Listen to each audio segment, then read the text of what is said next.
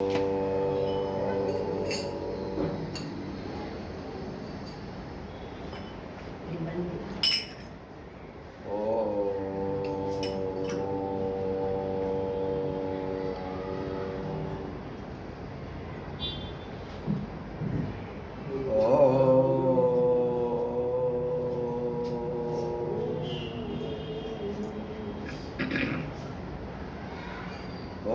दत्तात्रेयसमारम्भां रमणाचार्यमध्यमां सत्यानन्दर्षिपर्यन्तां वन्दे गुरुपरम्परां शोनाद्रिनाथचरणाम्बुजयुग्मरुक्म व्यामोहतदितराणि तृणाय मेने अस्मद्गुरोर्भगवतोऽस्य दयैकसिन्धो श्री सत्यमौनि चरणौ शरणं प्रपद्ये।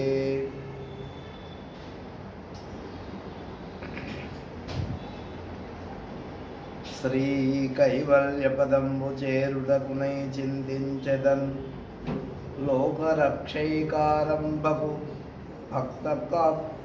భక్తపాలన కళా సంరంభకున్ దానవోద్రేకస్తంభకు కేలిలోల విలసదృగ్జాల సంభూత నానాకంజాత భవాండకుంభకు మహానందాంగనాడింబకున్ కృష్ణాయ వాసుదేవాయ హరయే పరమాత్మనే ప్రణతః క్లేశనాశాయ గోవిందాయ నమో నమః। నారాయణం నమస్కృత్య నరం చైవ నరోత్తమం దేవీం సరస్వతీం వ్యాసం తతో జయముదీరయేత్। ఓం సద్గురుదేవుల చరణాల విందాలకు ప్రణమిల్లుతూ మనం 2022 ఈ శ్రావణ మాసంలో ప్రథమ దివసం ప్రతి సంవత్సరం వలె ఈ సంవత్సరం కూడా గత 2 సంవత్సరాలు మనకు ఈ కరోనా కాలంలో మరి జరుపుకోలేకపోయాం. అయినప్పటికీ మళ్ళీ గురుదేవుడు ఇటువంటి మంచి అవకాశాన్ని మనందరికీ ఇచ్చినందుకు వారికి నమోవాకాలు చెల్లించుకుంటూ మనం ఈ శ్రావణ మాసంలో భాగవతాన్ని గురించి తెలుసుకోవడానికి ప్రయత్నం చేద్దాం. అది ఎంతవరకు అనేది గురుదేవుడు ఎంతవరకు నడిపిస్తే అంతవరకు. కాబట్టి భగవదనుగ్రహంతో ఈ శ్రావణ మాస కార్యక్రమం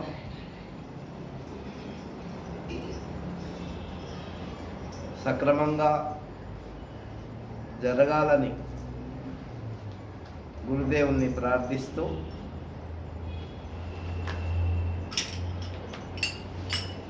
మొట్టమొదట భాగవతాన్ని సంస్కృతంలో రాసినటువంటి వారు వ్యాస భగవానుడు మహాభారతాన్ని రాశారు, వేదాలను విభజించారు, పురాణాలను రాశారు, ఉపపురాణాలను కూడా రాశారు. అవన్నీ అయిన తర్వాత ఎందుకో వ్యాస భగవానుడికి తృప్తి కలగలే, ఏదో అసంతృప్తిగా ఉండింది. అప్పుడు నారద మహర్షి దేవలోకం నుంచి భూలోకానికి వచ్చాడు. వ్యాస భగవానుడి యొక్క చింతాకాంతుడై ఉండడం చూశాడు. అప్పుడు అడిగాడు, ఏమయ్యా ఇలా ఉన్నావు అని. అప్పుడు ఆయన చెప్పాడు తన యొక్క స్థితిని. అప్పుడు ఈ భాగవతం బయటికి వచ్చింది. చతుశ్లోకి భాగవతం అని సంస్కృతంలో ఉంది. అంటే నారద మహర్షి 4 శ్లోకాలే చెప్పాడు వ్యాస భగవానునికి. అది సారగర్భితమైనటువంటిది. దాన్ని విస్తరించి వ్యాస భగవానుడు 18,000 శ్లోకాలతో ఈ భాగవతాన్ని రచించాడు. పెద్దలు చెప్తూ ఉంటారు, భాగవతమే కృష్ణ పరమాత్మ, కృష్ణ పరమాత్మయే భాగవతం.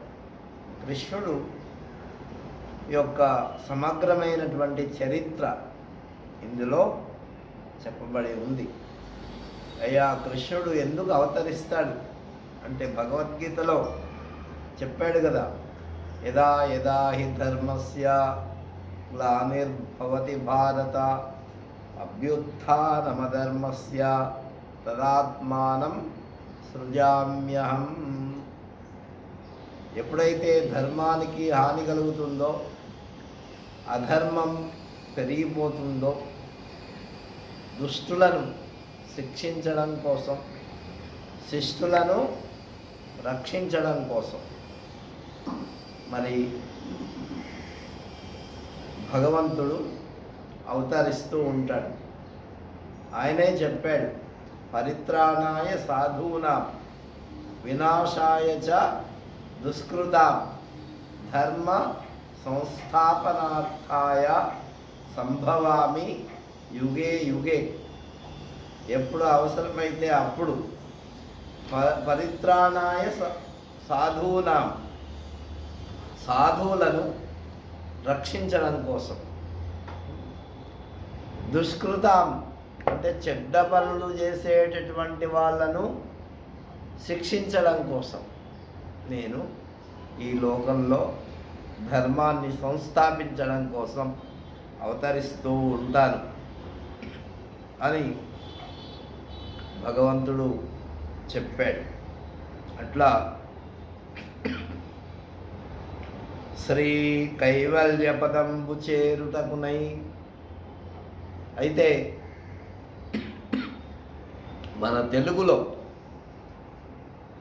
పోతన గారు అద్భుతంగా ఆ భాగవతాన్ని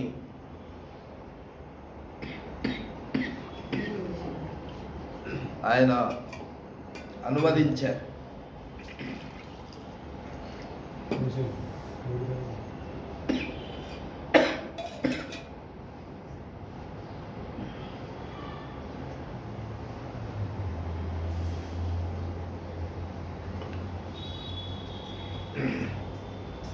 తెలుగులో పోతన గారు ఆ భాగవతాన్నే తెలుగులో అనువదించారు. అయితే సంస్కృతంలో రాసినటువంటి దానికంటే కూడా మన మాతృభాష తెలుగు కాబట్టి ఇంకా మధురంగా ఉంటుంది అని అందరూ కూడా కొనియాడారు. ఎవరి భాష వాళ్ళకి మధురంగానే ఉంటుంది. అయితే మన తెలుగు వాళ్ళు అటు సంస్కృతము ఇటు తెలుగు రెండింటికి కూడా అద్భుతమైనటువంటి సమయస్ఫూర్తితో దానికి న్యాయం చేశారు. ఎవరు? పోతన గారు. తెలుగు వాళ్ళను మెప్పించాడు, ఇటు సంస్కృతం వాళ్ళని కూడా మెప్పించాడు. కాబట్టి మొట్టమొదట వ్యాస భగవానుడు రాసినటువంటి సచ్చిదానంద రూపాయ విశ్వోత్పత్యాది హేతవే తాపత్రయ వినాశాయ శ్రీకృష్ణాయ వయం నుమః, ఇది భాగవతానికి మొట్టమొదటి శ్లోకం. సచ్చిదానంద రూపాయ, సత్ చిత్ ఆనందంతో ఉండేటటువంటి వాడు భగవంతుడు. సత్ అంటే ఎప్పుడు ఉండేది, చిత్ అంటే చైతన్యంతో కూడినటువంటిది, ఆనందం అంటే దానికి దుఃఖస్పర్శ ఏమీ ఉండదు. ఎప్పుడు ఆనందంతో ఉండేటటువంటిది. కాబట్టి ఆ భగవంతుని యొక్క తత్వము ఎలాంటిది? సతో చితో ఆనందం. అందుకే సచ్చిదానంద రూపాయ విశ్వోత్పత్యాది హేతవే. మరి ఆయన ఎటువంటి వాడయ్యా అంటే ఈ విశ్వము ఉత్పత్తికి కారణమైనటువంటి వాడు భగవంతుడు. ఈ విశ్వమంతా కూడా ప్రాదుర్భవించాలంటే, పుట్టాలంటే ఎవరు కారణం? కాబట్టి విశ్వోత్పత్యాది హేతవే, ఆయన కారణస్వరూపుడు. నిజంగా ఆయనే లేకపోతే ఈ విశ్వమంతా లేదు. ఎవరికి ఎక్కడ ఏ విధమైనటువంటి ఫలం ఇవ్వాలో ఆయన ఆ విధంగా ఫలాన్ని ఇస్తూ ఉంటాడు. అట్లా ఈ మానవులు, జీవులు ఆ విధంగా పుడుతూ ఉంటారు. ఏమి ఎవరు ఎక్కడ ఉంటే వాడికి ఆ చేసినటువంటి కర్మకు ఫలితం వాడికి దొరుకుతుందో అది భగవంతుడు కరెక్ట్గా అక్కడ వాళ్ళని ఉత్పత్తి చేస్తాడు. మనకేం తెలుసు ఎవడు ఎక్కడ పుట్టుకున్నాడో ఏమిటో? అది చాలా అద్భుతమైనటువంటి విషయం. కాబట్టి విశ్వోత్పత్యాది హేతవే తాపత్రయ వినాశాయ. తాపత్రయము అంటే 3 తాపములు ఉన్నాయి మనకు: ఆధ్యాత్మికము, ఆదిభౌతికము, ఆదిదైవికము అని. మనస్సుకు సంబంధించినటువంటిది ఒకటి తాపం, శరీరానికి సంబంధించినటువంటిది ఒకటి, తర్వాత దైవికంగా వచ్చేది ఒకటి. ఈ 3 ప్రతి వాళ్లకు వస్తూనే ఉంటాయి. ఎవరు ఎంత పెద్దవాళ్ళైనా సరే మనకు తెలీదు. అరే నిన్న బాగున్నాడే అంటాం. ఇవన్నీ ఎప్పుడు ఎలా వస్తాయో ఎవరికి తాపత్రయం. 3 తాపములు: ఆధ్యాత్మికము, ఆదిభౌతికము, ఆదిదైవికము. ఆధ్యాత్మికము అంటే ఈ శరీరానికి సంబంధించినటువంటి రోగాలు, నొప్పులు, ఇంకేవేవో ఉన్నాయి కదా, దీంట్లో ఎన్నో చెప్పలేము.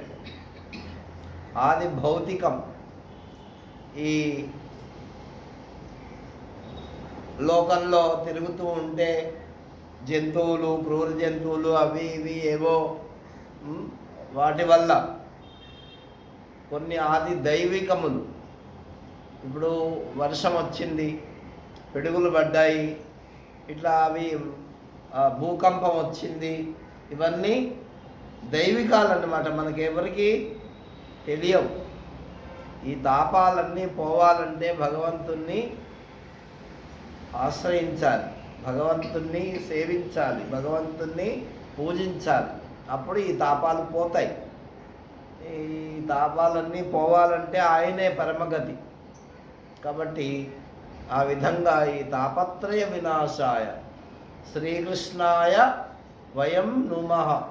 మేమందరము ఆ కృష్ణ పరమాత్మ నీకు నమస్కరిస్తున్నాము అని మొట్టమొదటి శ్లోకాన్ని ఎవరు చెప్పారు?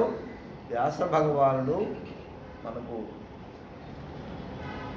భాగవతంలో చెప్పారు. అట్లాగే పోతన గారు కూడా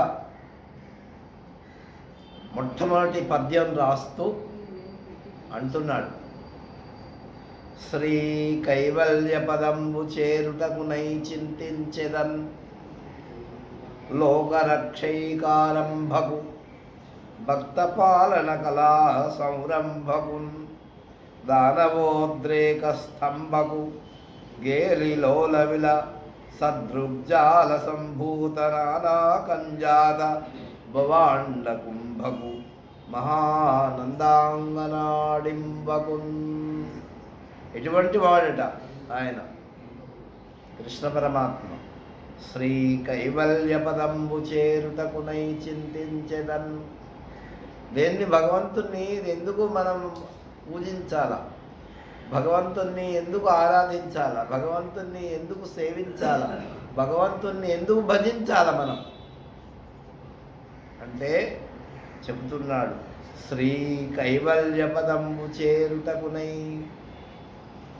ఏకాకి అయినటువంటి ఆ కేవలుడైనటువంటి అవ్యయుడైనటువంటి ఆ పరమాత్మను పొందడం కోసం మనం భగవంతుణ్ణి చింతించాలి. మనం కూడా అలాగా అయిపోయాం అనుకోండి, మనకు కూడా ఇక ఆయనకి ఏమి ఉండవు కాబట్టి మనకు కూడా ఏమి ఉండవు.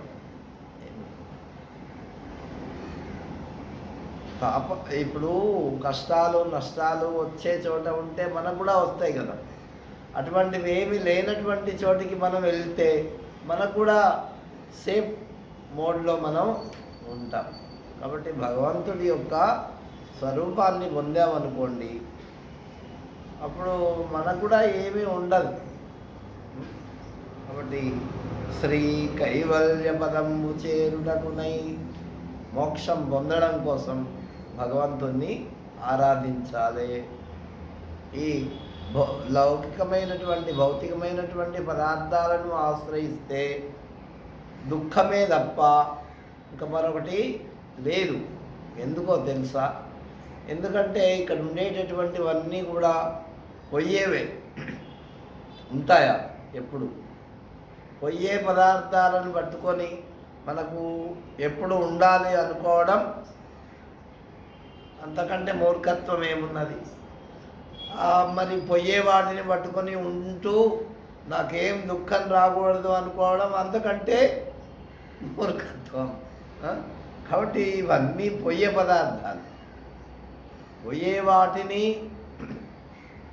ఆశ్రయించి నాకు దుఃఖం రాకూడదు అనుకోవడం సరి అయింది కాదు. కాబట్టి శాశ్వతమైన దాన్ని మనం పట్టుకొని ఎప్పుడైతే ఉంటామో అప్పుడు మనకు శాశ్వతమైనటువంటి ఆనందం కలుగుతుంది. కాబట్టి చింతించదన్ లోకరక్షైకారంభము, ఈ సమస్త లోకములను ప్రారంభించినటువంటి వాడికి, రక్ష చేసేటటువంటి వాడిని, భక్త పాలన కళా సంరంభకున్, భక్తులను రక్షించడంలో బహు నేర్పరి అయినటువంటి వాడి, ఆయన నిజంగా చాలా అద్భుతమైనటువంటి వాడు.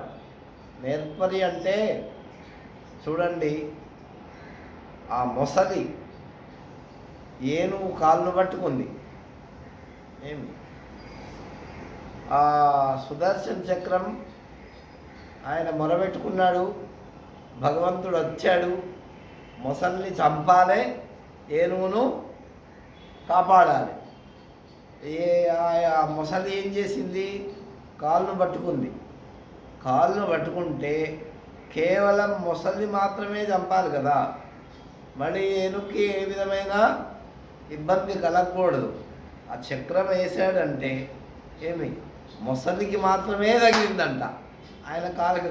మనం అట్లా ఇప్పుడు ఏదన్నా ఉంగరం లింగరమో టైట్ అయిపోయి ఇది అయితే నీకు అది తీస్తుంటే నొప్పి రాదా? కొద్దిగన్నా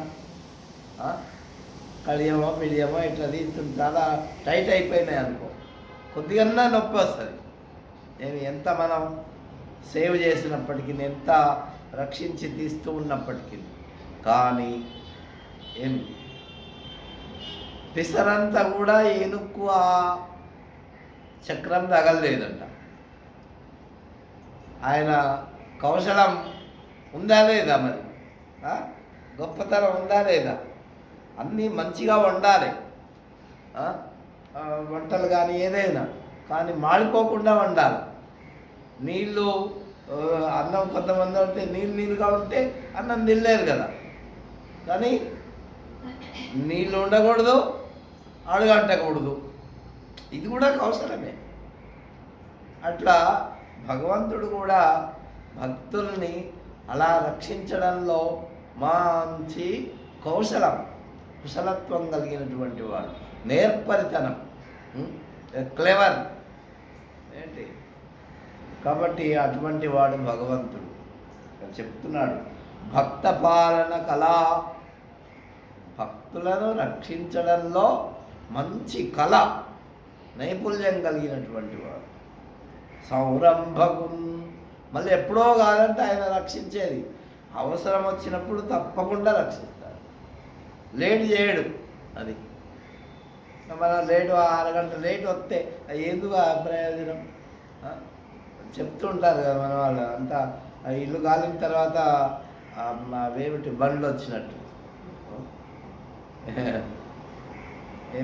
అటువంటిది మన వాళ్ళు పూర్వకాలంలో చెప్తుంటారు కదా, అది కట్టదేగి నీళ్ళన్నీ పోయిన తర్వాత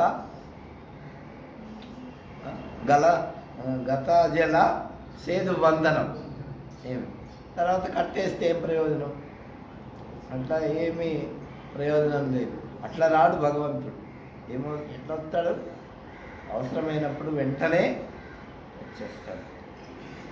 సౌరంభకున్ దానవోద్రేక స్తంభకు, దానవులైనటువంటి వాళ్ళను నిగ్రహించడం కోసం అది ఆయన వస్తాడు.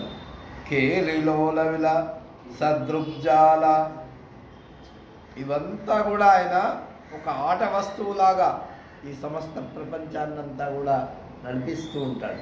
కేలి ఆయనకు ఒక ఆట. ఏమి మన చిన్నపిల్లలు ఎట్లాగైతే ఏదేదో పెట్టుకొని అన్నీ ఆడుకుంటూ ఉంటారో, ఇది అదంటారు ఇదంటారు ఎన్నో అంటారు వాళ్ళు. అట్లాగే భగవంతుడు కూడా మరి ఇవన్నీ ఎక్కడి నుంచి వచ్చాయి అంటే చెప్తారు పెద్దవాళ్ళు. ఎక్కడికి పోబడలేదు ఆయన. ఏమిటి ఏమన్నా తెచ్చుకోవడానికి ఆయనలోంచే వస్తేస్తాయంట. ఎలాగా అంటే ఇప్పుడు సాలెపురుగు ఉంది, సాలెపురుగు మీ అందరికీ తెలుసు కదా, మన ఇళ్ళల్లో కూడా ఉంటుంది. దానికి దారం ఎక్కడి నుంచి వస్తుంది? ఏదన్నా ఫ్యాక్టరీ పెట్టుకుందా? అదే ఫ్యాక్టరీ, దాని లోపల నుంచే వస్తుంది. ఎంత తీసినా ఇస్తాను.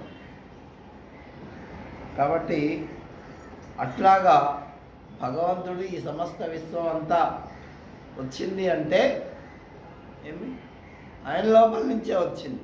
ఆయన ఎక్కడికి వెళ్ళాల్సినటువంటి అవసరం లేదు.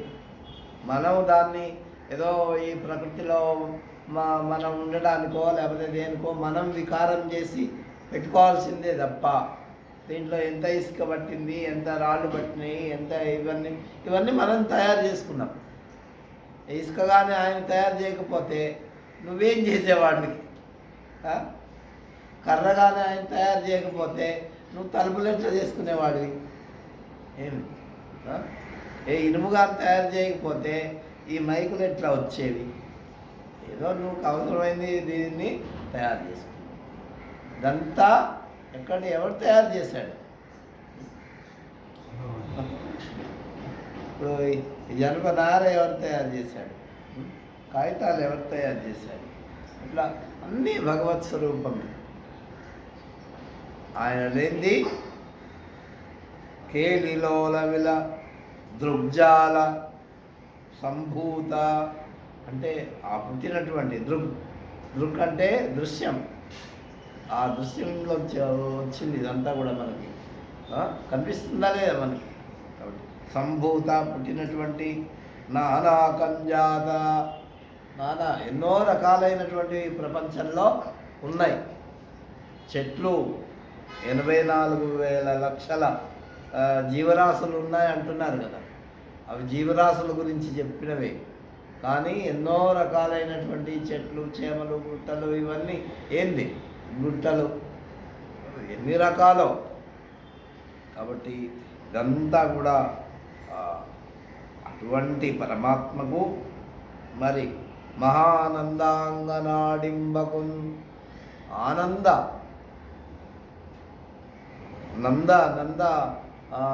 నందుడి యొక్క భార్య కాబట్టి అట్లా వాళ్ళ ఆనందం కలిగించినటువంటి వాడు అని ఒక అర్థం చెప్తారు.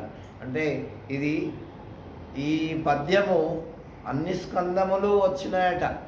దశమ స్కందములు 12 స్కందాలు కదా ఈ భాగవతంలో. ఎన్ని ఉన్నాయి?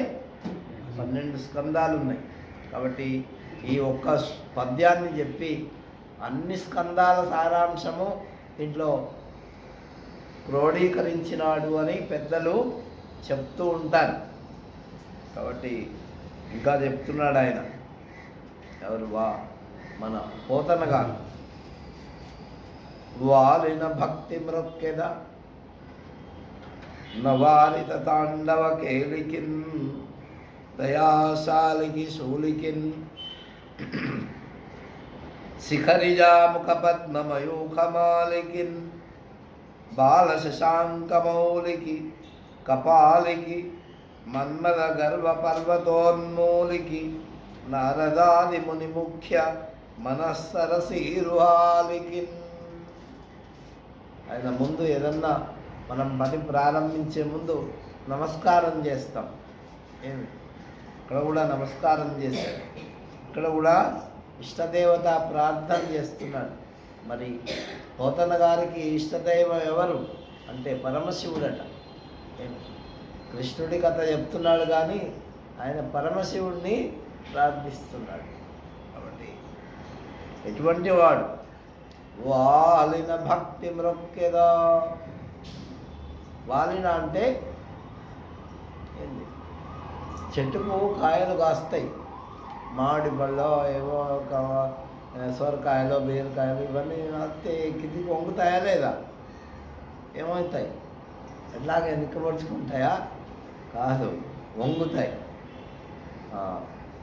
కాబట్టి అందుకే భక్తి ఉంటే వాడు ఏం చేస్తాడు? వాలిపోతాడు, విరవీగడు. ఇట్లా నేను గర్వంతో ఉండడు వాడు. అందుకే శాస్త్రంలో పెద్దవాళ్ళు చెప్తున్నారు, భృత్యస్య భృత్య ఇది మాం స్మరలోకనాథ. నేను ఆయన అనుకుంటాట, నేను భగవంతుని యొక్క సేవకుల్లో ఆయన సేవకుల్లో ఆయన సేవకుల్లో ఆయన సేవకుణ్ణి అనుకుంటాడు. అంత ఈ సేవ అనేటటువంటి సేవకుడు భగవంతుడికి డైరెక్ట్ సేవకుడు అంటే వాడికి గర్వం వస్తుంది. ఇప్పుడు ముఖ్యమంత్రి ప్యూన్ ముఖ్యమంత్రి ఎవరు సెక్రటరీ అనేసరికి ఆ ముఖ్యమంత్రికి ఉండే గర్వం కంటే ఎక్కువ గర్వం వీడికే ఉంటుంది. ఉంటుందా? ఉండదు. నేను చెప్తే అన్నీ జరుగుతాయి ఇక్కడ అనుకుంటాను. అట్లా భక్తుడు డైరెక్ట్ భగవంతుడికి భక్తుడు కాదంట. అసలు భక్తుడైన వాడు భగవంతుని యొక్క భక్తుల సేవను చేసేటటువంటి వాడు. అటువంటి వాడికి దాసానుదాసుడు అంటుంటారు కదా. ఏమి ఎక్కడ? దాసానుదాసుడు. భగవంతుడికి దాసుడు, ఆయనకు మళ్ళీ దాసుడు, ఆయన తర్వాత ఎప్పుడో. అందుకే మరొక చోట చెప్తుంటారు, భక్తుడు ఎలా ఉండాలా అంటే తృణాదపి సునీచేన తరోరపి సహిష్ణున అమానినా మానదేన. తృణాదపి సునీచేన, ఈ గడ్డిపోచ ఉంటుంది కదా, గడ్డిపోచ, దానికంటే తక్కువ వాన్ని అనుకోవాలంట. గడ్డిపోచ అందరికంటే తక్కువదా? దానికంటే అదే ఇంకా గడ్డిపోచ ఏముందిలే అనుకుంటాం తినక. కానీ దాసుడు, ఈ భక్తుడు దానికంటే కూడా నేను తక్కువ వాన్ని అంటే అట్లా ఉంటే గర్వం రాదు. నేను ఇంతవాన్ని అనుకుంటే గర్వం వస్తుంది. గర్వమే అన్ని అనర్థాలకు కారణం. ఏంటి? అందువల్ల గర్వం పనికిరాదు మానవుడికి. తరోరపి సహిష్ణున. ఇంకా ఎలా ఉండాలంట? చెట్టు కంటే కూడా ఎక్కువ ఓపిక ఉండాలంట. అంటే చెట్టుకు కాయలు కాస్తాయి, వీళ్ళందరూ ఏం చేస్తారు? దాని మీద ఎక్కి కోసేవాళ్ళు కొంతమంది ఉంటారు, కింది నుంచి రాళ్ళేసే వాళ్ళు కొంతమంది ఉంటారు, రకరకాలుగా వాళ్లకు ఎట్లా అలవాటైతే, ఎట్లా అనుకూలం ఉంటే అట్లా. కాబట్టి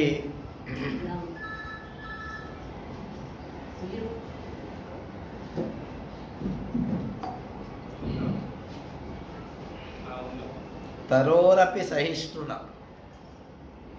చెట్టు కంటే కూడా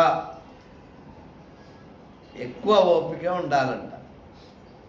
మరొక చోట చెప్తాడు, ఈ భూమి కంటే కూడా ఎక్కువ ఓపిక ఓర్చుకోవడం. భూమి మీద మనం ఏమేం చేస్తాం చెప్పండి? మా ఉదయం లేవగానే తొక్కుతాం. అయినా కూడా నిన్నేమన్నా అన్నదా ఇప్పటికి? ఎన్ని రోజుల నుంచి తొక్కుతున్నామో.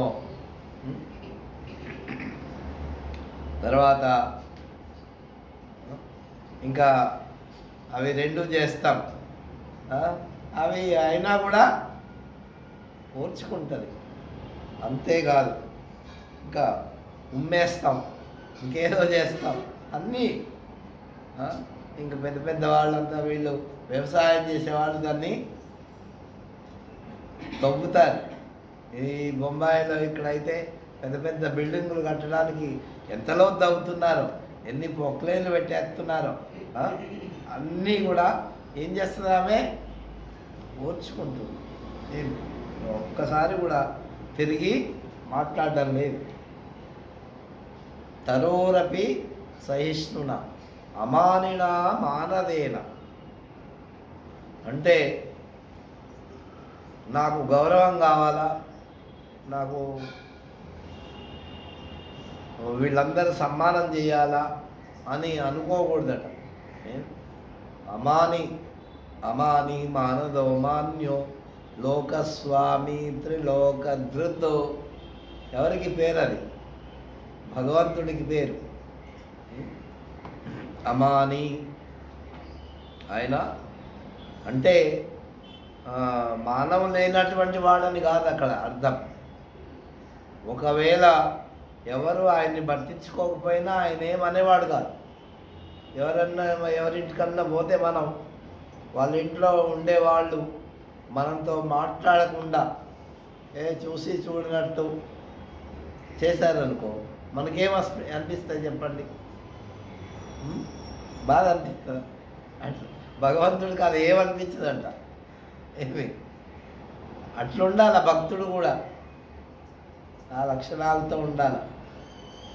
నీకు పూలమాల వేసినా సరే, వేయకపోయినా సరే, కింద కూర్చోబెట్టినా సరే, పైన కూర్చోబెట్టినా సరే, అది ఇక చెప్పింది మన శాస్త్రం కూడా. ఏమిటంటే ఎక్కడికన్నా పోతే ఎక్కడ కూర్చోవాలా, లేకపోతే అంటే మళ్ళీ మనల్ని లేపకుండా ఉండేటటువంటి చోట కూర్చోవాలంట. మళ్ళీ మళ్ళీ లేపితే ఏదో పని ఉంటుంది వాళ్ళకి. అంటే ఇప్పుడు ఇక్కడ బొంబాయిలో అయితే చిన్న స్థలాలు అనుకోండి, ఏదైనా చేయాలంటే లేవాల్సి వస్తుంది, అది వేరే సంగతి. కాబట్టి అట్లా పెద్దవాళ్ళు చెప్పినారు.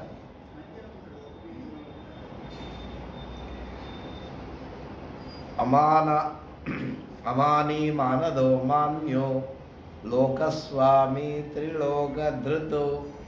అటువంటి వాడు అమాని.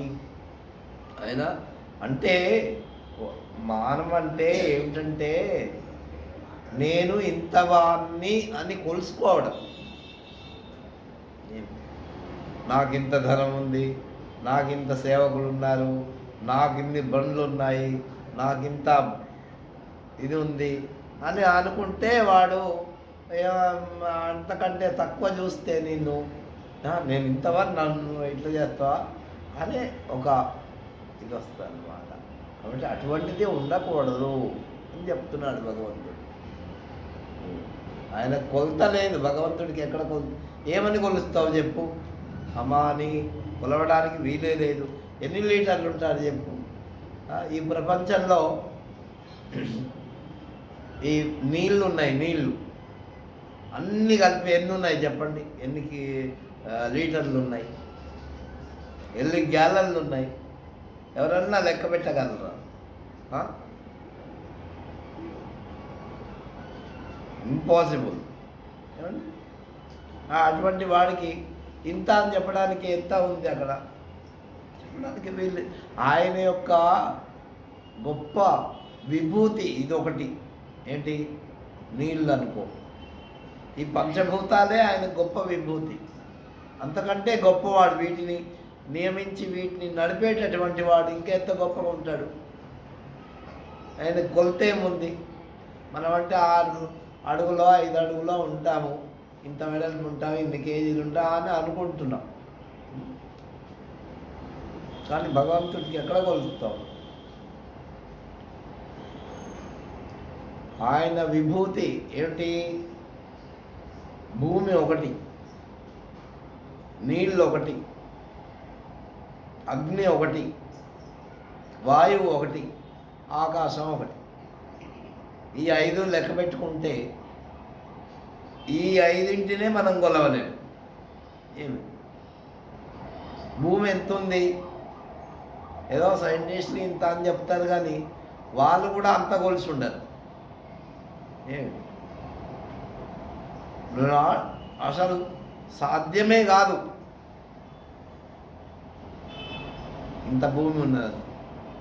మరి భగవంతుడు అంతకంటే గొప్పవాడు. ఈ పంచభూతాల్లో ఎవరి వల్ల నడుస్తున్నాయి చెప్పాడు 7వ అధ్యాయంలో. మహాభూతాన్ని అహంకారో బుద్ధిరవ్యక్తమేవచ ఇంద్రియాని దశైకంచ పంచచేంద్రియ గోచరా అని చెప్పాడు భగవంతుడు. భూమి రాపో నలో వాయు ఖం మనో బుద్ధిరేవచ అహంకార ఇతీయమ్మే భిన్నా ప్రకృతి అష్టదా. నా యొక్క ప్రకృతి 8 విధాలు ఉందని చెప్పాడు భగవంతుడు. భగవద్గీతలో ఏం చెప్పాడు? 8 విధాలు. ఏమిటి? భూమి, ఆపహ అంటే నీళ్ళు, భూమి రాపో, అనలహ అంటే అగ్ని, వాయువు, ఆకాశం. ఇవి 5. ఇవి ఒక్కొక్కటి మనం విశ్లేషణ చేసినట్లయితే భూమిని మనం కొలవలేము. కానీ భూమిలోంచి ఎన్ని వస్తున్నాయి? భూమి కానీ లేకపోతే ఏం మనం ఉండగలమా? భూమి కానీ పంట ఇవ్వకపోతే మనం ఏం తింటాం? ఈ ఎన్ని జంతువులు, ఎన్ని పక్షులు, ఎంతమంది మానవులు, వీళ్ళందరూ కూడా ఎక్కడ బతుకుతున్నారు? భూమి మీద బతుకుతున్నారు. భూమిలోంచి వచ్చేటటువంటి వాటిని తింటున్నారు. లేకపోతే వీళ్ళే తినడానికి ఏముంది? చూడండి, ఇంతమందికి అన్నం పెడుతుంది అది, ఇంతమందికి ధారణ అంటే మోస్తుంది, అన్నం పెడుతుంది, అదే దాని మీద అదే మోస్తుంది. అంతేకాదు, ఇంతమంది చేసేటటువంటి మలమూత్రాలను కూడా అదే భరిస్తుంది. మళ్ళీ వాటిని పరిణామం చెందించి మళ్ళీ మామూలుగా చేస్తుంది. ఇంత గొప్ప శక్తి చెప్పండి. అసలు భూమి అనేది భగవంతుడు ఇచ్చినటువంటి గొప్ప వరం మనకు. అది కాదు, లేకపోతే అంతే వచ్చినటువంటి మరి పెసళ్ళు కానీ, కందులు కానీ, మినుములు కానీ, ఇవన్నీ ఎక్కడి నుంచి వస్తున్నాయి చెప్పండి? మనం ఏమైనా చేస్తున్నాం అనుకో, కానీ అవి మనకు అదే కాదు, బొగ్గు వస్తుంది, ఇనుము వస్తుంది, రాగి వస్తుంది, అల్యూమినియం వస్తుంది, బంగారం వస్తుంది, వెండి వస్తుంది. ఇవన్నీ ఎక్కడి నుంచి వస్తున్నాయి? నిజంగా ఒక్కోసారి ఆలోచిస్తే మన బుద్ధి చాలుతుందా? ఏం అసలు చాలా అద్భుతమైన ఈ ప్రపంచం. ఎన్ని జంతువులు, ఎన్ని క్రిములు, ఎన్ని కీటకాలు, అన్నిటికీ ప్రాణవాయువు భూమి, తర్వాత నీరు, వీటన్నిటికీ కావాల్సిందే కాదు.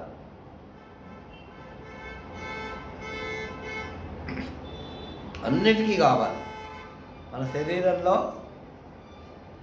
ఇప్పుడు భేదులు ఏమన్నాయి, వామిటింగ్స్ ఏమన్నా అయితే హాస్పిటల్కి పోతే వాడు సెలైన్లు పెడతాడు. ఆ నీళ్ళకు వాడు డబ్బులు తీసుకుంటాడా లేదా? ఎప్పుడన్నా అడిగాడా నేను? నీకు రోజు ఇస్తున్నాడు మరి. అడగలే భగవంతుడు, సహజంగా ఇచ్చేసాడు ఆయన. నేను ఇంతవాడిని అని చెప్పుకున్నాడా? ఒరే నీకు నీళ్ళు ఇచ్చి బతికిస్తున్నారా అని ఎప్పుడన్నా అన్నాడా? అన్నా. ఆయన కొలుసుకోవాలి. ఏమి నేను ఇంతవాడిని, మామూలుగా మనమైతే ఒరే నీకు ఉద్యోగం ఇచ్చి బతికిస్తున్నారు నేను అంటాడు వీడు.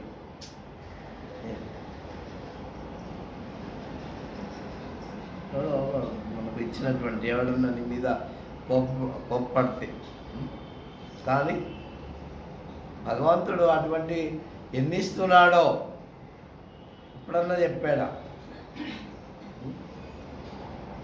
అట్లాగే అగ్ని, అన్నిట్లో అగ్ని ఉంది. మన శరీరంలో కూడా అగ్ని ఉంది. ఎన్ని జంతువులు ఉన్నాయో అన్నిట్లో అగ్ని ఉంది. అగ్ని లేని చోటు లేదు. కాబట్టి అగ్ని లేకపోతే ఏం చేయాల? మనకు అన్నం దొరకదు. అందుకే 3 అగ్నులు మానవుడు కాపాడుకోవాలి ఎప్పుడు. ఏంటి? ఒకటి ఆహితాగ్ని, రెండవది దక్షిణాగ్ని, మూడవది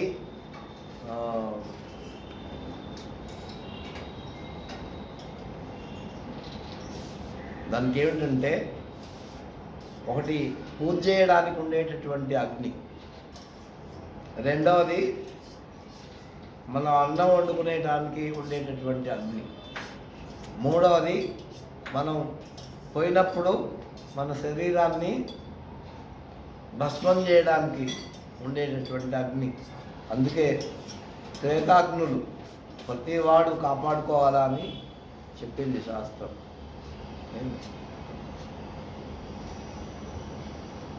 ఏ అగ్నిలోనైతే యజ్ఞం చేస్తామో ఆ అగ్నిలో వంట వండకూడదు చెప్పారట్లా పెద్దవాళ్ళు. అందుకే 3 అగ్నులు ప్రతివాడు కాపాడుకోవడం కోసం గుడిసె వేసుకునేవాడు. వాడికి ఉపనయనం అయిన తర్వాత ఏంటి, అప్పటి నుంచి ఆ అగ్నులను కొలుస్తూ ఉండాలి. వాడు ఆరిపోకుండా వాటిని కాపాడుకుంటూ ఉండాలని చెప్పింది శాస్త్రం.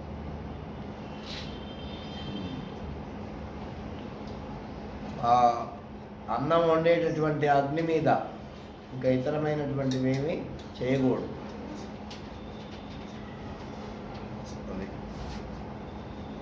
తర్వాత మన శరీరం, అందుకే మన వాళ్ళు ఏం చేస్తారు, ఏదో అప్పటికప్పుడు రాయేసి దాంట్లో పట్టుకొని పోతారు. ఏమి కానీ అది వాళ్ళకి ఎప్పటి నుంచో ఉండాలి.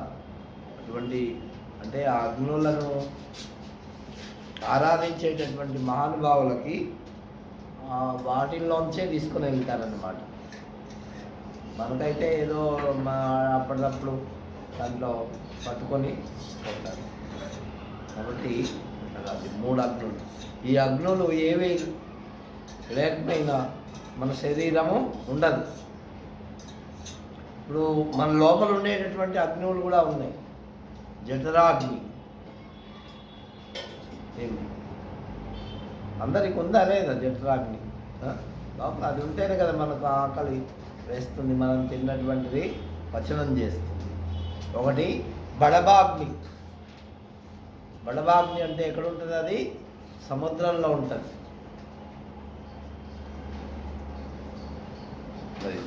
ఒకటి దావాగ్ని, అది అరణ్యంలో ఉంటుంది. కట్టే గొరుసుకొని ఒక్కొక్కప్పుడు దాంట్లోంచి అగ్ని ఉత్పన్నమై అరణ్యాలు కాలిపోతాయి. ఆ మధ్య తిరుమల అవేవో చెప్తూ ఉన్నారు వాళ్ళు. అట్లనే అంటే ఎండలు ఎక్కువ ఉన్నప్పుడు అట్లా ఘర్షణ.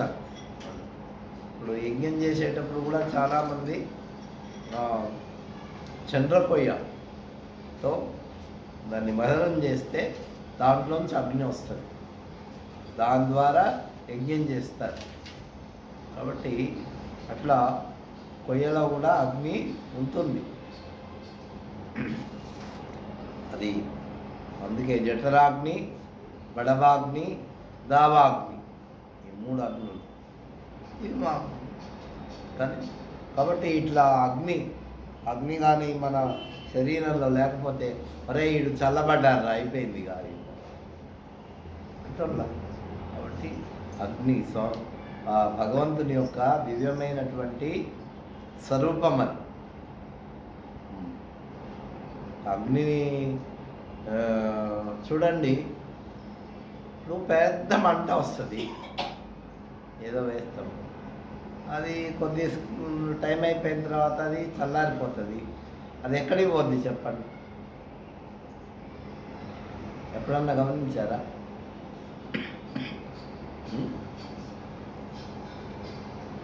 ఎక్కడికి పోద్ది?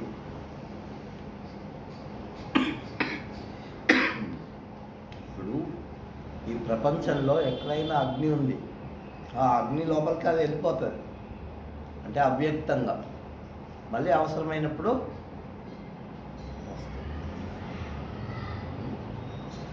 అట్లాగే వాయువు